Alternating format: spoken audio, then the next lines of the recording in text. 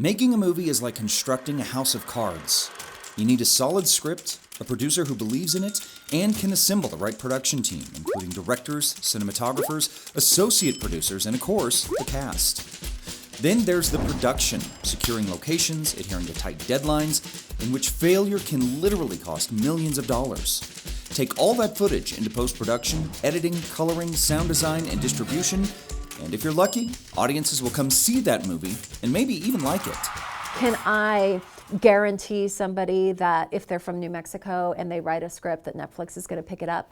Absolutely not. In fact, the film industry is notoriously short on guarantees, yet it is still considered to be one of the most attractive fields of work in the land of enchantment, an industry that is literally bursting at the seams. Last year, our direct spend was $525 million. So that means $525 million that was not here before is coming in from the film industry.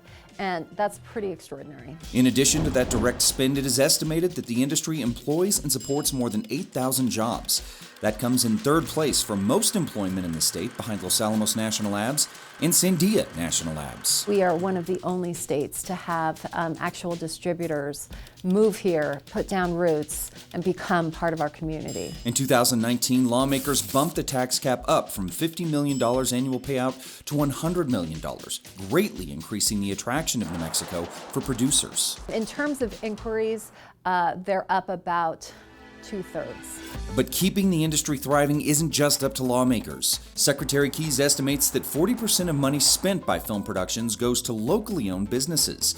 But businesses have to get out there and make themselves known. I would say if you are a local vendor, please, please, please register on the New Mexico Film website because it's used. And private citizens can play a vital role as well when it comes to keeping the industry thriving. I would just say lend your support during the legislative session.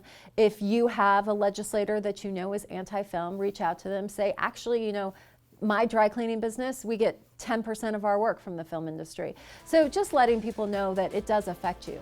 While there are so many moving parts to making a movie, New Mexico has, through trial and error, created an environment that attracts producers over competition like Georgia and Louisiana.